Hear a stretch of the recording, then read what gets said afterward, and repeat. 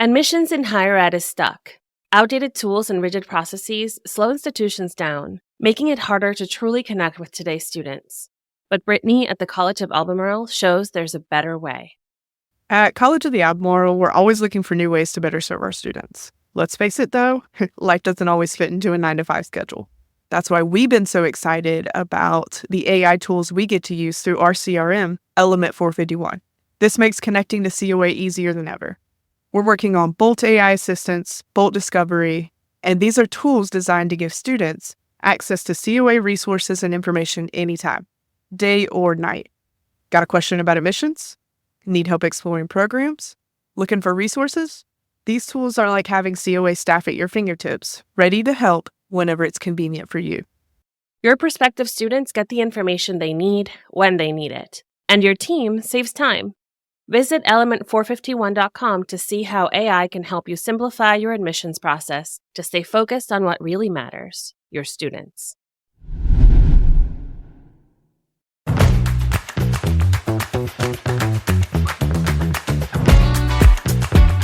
Welcome to Talking Tactics, a podcast that gets you results. Each episode features a single tactic, implemented with limited resources, that move the needle in some way. I'm your host, Day Kibbles, Vice President of Strategy at Ology, a marketing and branding agency for education. Join me every other week for discussions with some of the most clever folks in higher ed worldwide, doing the work day to day, just like you. Talking Tactics is part of the Enrollify network, a robust collection of podcasts designed to help higher education professionals like you grow. Explore our other shows at enrollify.org or check out some of my personal favorites linked in the show notes. Enrollify is made possible by Element 451, a leading AI-powered, all-in-one student engagement platform, helping institutions create meaningful, personalized, and engaging interactions with students. Check them out at element451.com.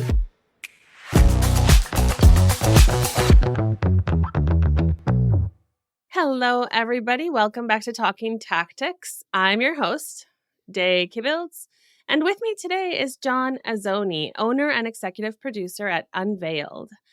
John consistently shares a ton of awesome video how-tos on his LinkedIn and his newsletter, so I'm very excited to have him here because I'm a big fan, and we have a very specific tactic to talk about today. So John is going to talk to us about using fill-in-the-blank questions to shave off hours of editing time and get way more useful and impactful content. Thanks for coming on the show, John. Thanks for having me. Excited to be here. I'm excited because I've been a guest on your podcast a few times. Yeah. And now we get to flip the script. I get to ask the questions. Yes, you are a frequent flyer on my podcast. Twice. That's frequent flyer status. That is frequent flyer status, something I cannot get with Delta, no matter how hard I try. And as I definitely plugged your newsletter because I am a big fan. You actually share useful stuff in there. So thank you. Folks, I'm going to link that in the show notes for you if you want to seem smart about video. John's the man to follow. All right. So today you're going to talk to us about something very specific, though, which is this idea of a fill-in-the-blank question. So talk to us about what you were trying to improve or solve when you got this idea. What was the current state of the situation? Yeah, so when in the early days of starting Unveiled, I started a subscription model where we wanted a repeatable process for getting quality student testimonials, no matter who was asking the questions, because we were working with schools around the country. It's not always me flying out everywhere. I'm partnering with local, directors local to the school, and wanted to create a system where there could be some intuition, we could dig around, but also like a safety net of like these questions, these fill in the blank questions are going to give us, high likelihood that we're going to get concise quality answers. So that's what it was we need to find a way to sort of control the opening of the sentence Yeah. a little bit, because sometimes you just need the student to say like such and such college is great or awesome, Yeah. and if you just ask a woo-woo question, they might go on and on tangents and stuff like that, and you won't get that concise soundbite. You can't start or end with it. So one of my biggest pet peeves ever, and I've had this for, I feel like over a decade, are student testimonial videos where like you listen to them and they just say things like, oh, I'm so grateful for the opportunities blank college gave me because I wouldn't be here if it wasn't for them. I'm like, well, what are the opportunities? Where are you? How? Like, I'm just always like, tell me the specifics. Yeah. Because anybody could say that about anything. I just find it so useless. I love this idea because you can go deeper. You can actually get them to a specific point. Yeah, and it's honestly it's both, because I tend to really I tend to think along the same lines as you. It's like I want them to say like really specific things and kind of go deeper and give us something that not everyone can say. But then sometimes when you don't ask a very basic pointed question that gets them to say, I wouldn't be here without this school, you might not have something to end on or to start on. Sometimes that's the thing that gets us into the story or gets us out of the story. And so there's been countless times in my career where I get to the edit and I'm like, man, we just asked like woo-woo questions the whole time. And we need them to say, like, you know, in my corporate video days, we just need them to say what the business does. But yeah, you know? Right. Like you need the intro, you need the goodbye, right? Okay, cool. So can you give us some examples of those fill in the blank questions that seem to really work for you for that? Yeah. So in the more general student testimonial category, some of the ones that are like school has changed the way I blank, like the name of the school. We'll just call it. We'll just use Cleary University. That's one of the schools we'll talk about because we've shout out to Cleary. Shout out to Cleary. Great business school here in Michigan. So we've done with Cleary, we the first year subscription, we did the normal student testimonials, different programs and things. The second year we did these athletics hype videos, which is where these fill in the blank questions came in really, really handy, but we'll use them as our sample school. So Cleary has changed the way I blank is one of them. Cleary is a place where blank happens. Another one is my first experience with Cleary was blank. So maybe there's a story about, you know, their first impression with the school, something specific. The other one was Cleary has given me blank. These are setting them up to give us a very clear, simple, direct sentence, but then to have an opportunity to expand on that thought and give us the more, you know, roundabout sort of something impactful after that we can use optionally if we want. I love that. So when you coach them through this, do they repeat the beginning? Like Cleary has given me, yeah, and then they say their thing, yeah. So that and that's yeah, how clean, how that would make for a very clean video. Yeah, and it's different than like, because sometimes you're interviewing someone and they say something, but they don't say it quite the way you wish they would say it, like that would work for the edit. Because I'm thinking like an editor the whole time I'm asking them questions. But then it kind of becomes awkward to get them to like, can you say exactly this? Like you did. Yeah. It's not exactly what you said, but can I just completely script something for you because it fits my agenda, you know? Yeah. I mean, yeah. So sometimes, you know, it's helpful to sort of, this is like a hybrid of that. It's like, I'm going to script the first 3 or 4 words for you. And then the honest answer is going to be whatever you fill in the blank with. Yeah, I love that. Okay, so you said you're thinking like an editor the whole time. So what does that look like in practice? How do you come up with the right balance of questions? How do you make sure that the students or whoever you're recording is giving you the content you need? And then what does that look like in the editing process? Like how do you structure that so that this type of question helps you cut down the time? Yeah, I mean, thinking like an editor, we're thinking about complete sentences, you know, so when if I ask someone, what's your favorite color? I don't think I've ever asked anyone that on camera, but if I ask them that, what's your favorite color? And they just say blue, that's not enough to work with in the edit. Like you can't just have someone pop in and say blue.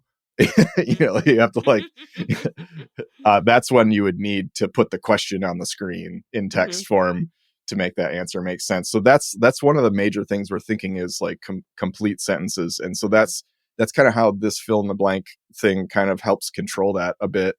But I do want to get them just talking and just going on tangents and stuff like that. Like this is like 5% of the interview is these fill in the blank questions, just as like as a safety net.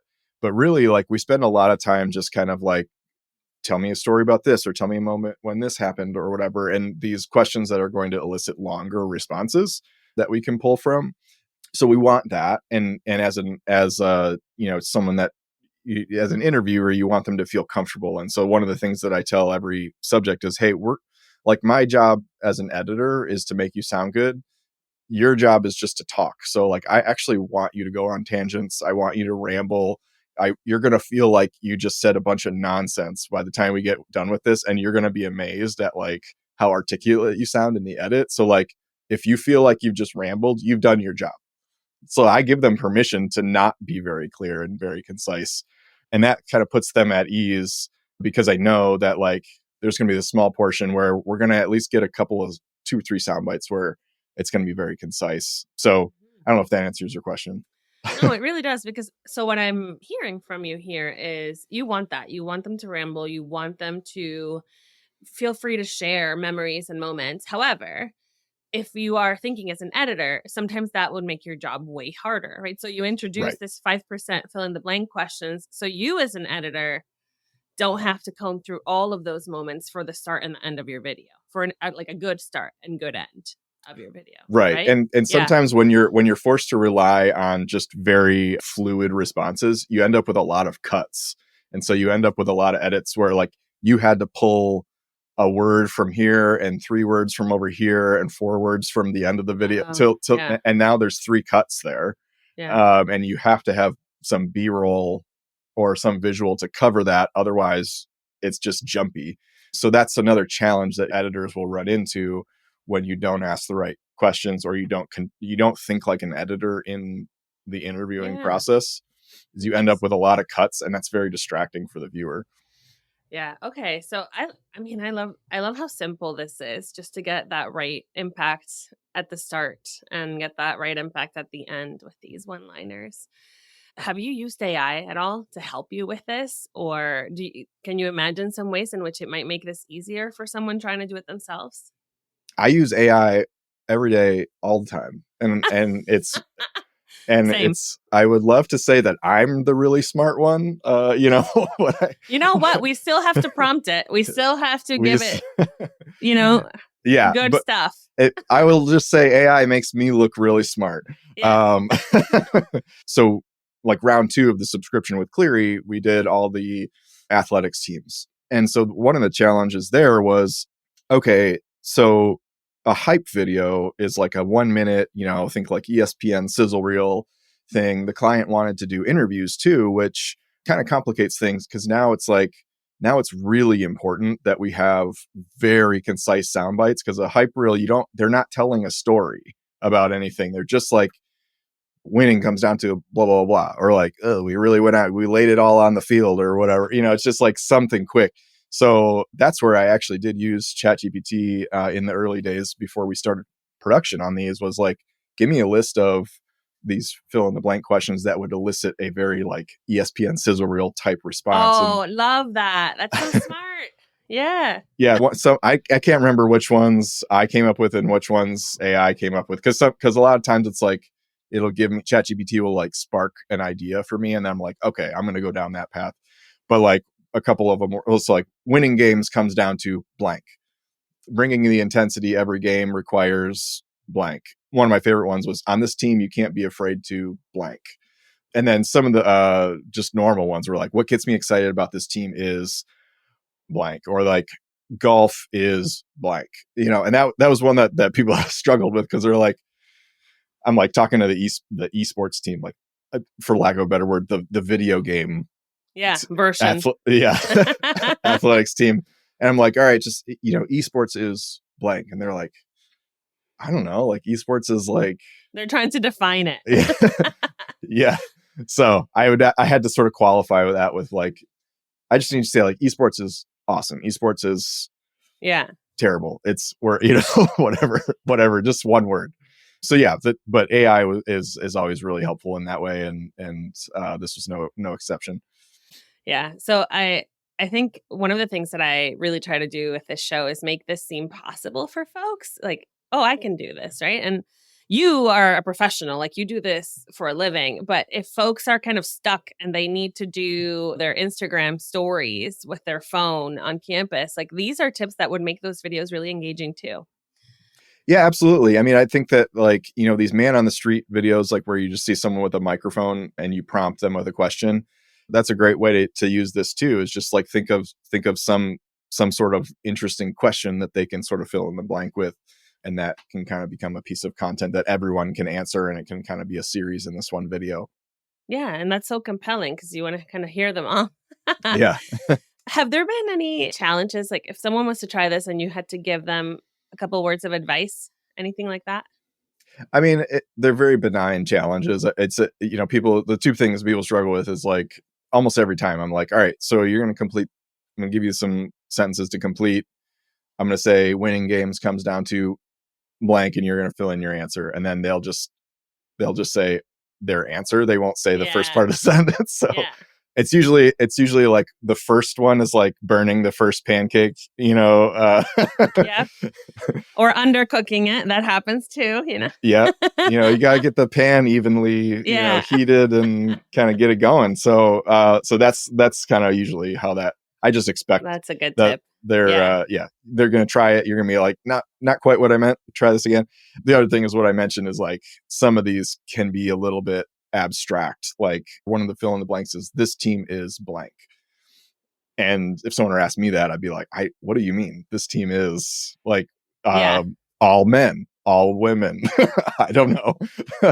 We are all in college. So, it's just giving them an example of like what you're going for. I think setting expectations helps across the board in an interview. So like, if I'm going for like a more story-based kind of like we're trying to find some emotional thread, it's telling them that at the beginning really opens their eyes. Like I was doing a pre-interview we work with Miami University in Miami, Ohio, and one of their nutrition and dietetics students, we were doing a pre-interview, and I was just like, okay, so here's kind of like what we're going for with these. Like, yes, we know you give the program 5 stars, you're an alumni, it's great, but you could probably list a bunch of reasons why it's great. But what we're really going for is like some personal thread that connects to your field of study, like something else that gets us into talking about why the school is great. And she goes, oh, I grew up having like weird, like health issues and like fluctuating weight. And that was very hard for me, like as an adolescent.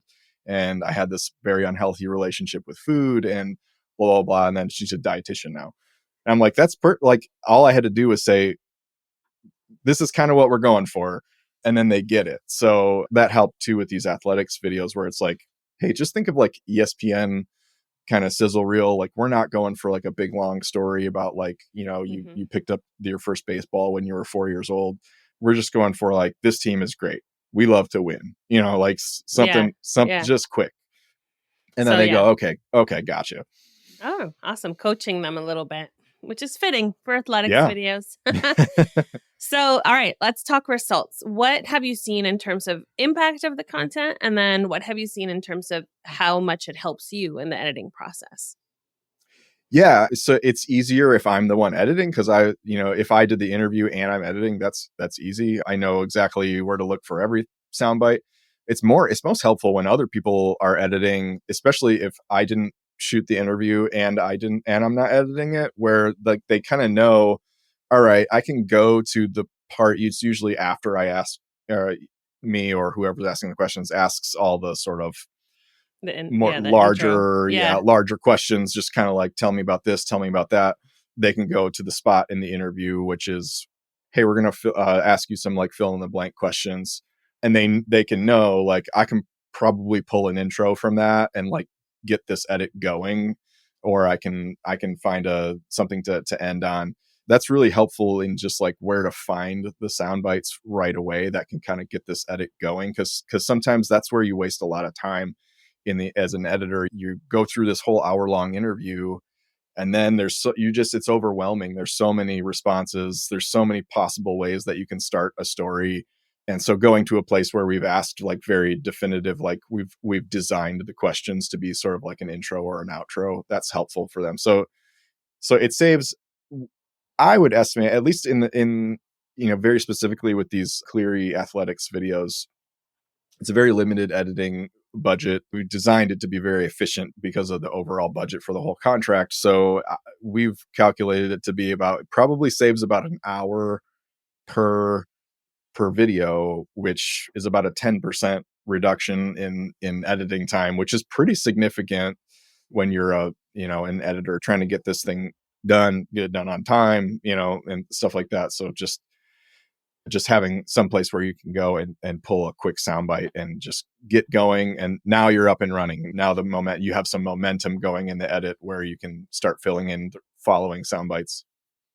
Do you have a favorite quote that has come up? Is there what's the most impactful thing you've gotten out of someone with one of these questions?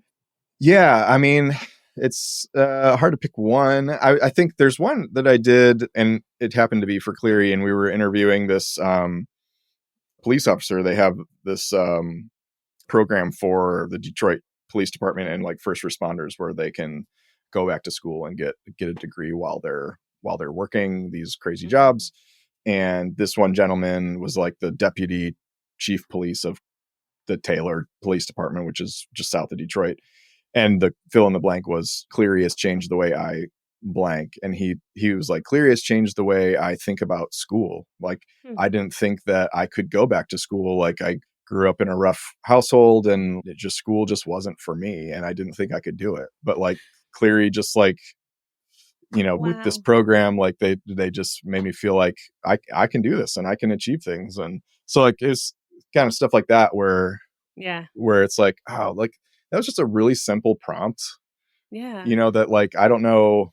I mean, I'm sure we could have asked different questions to arrive at that answer, but to get him saying Cleary has changed the way I think about school or I think about learning. Yeah. You could just use that. But then also there's this gold on the other side of that too. Wow. Yeah. I just love the potential of this.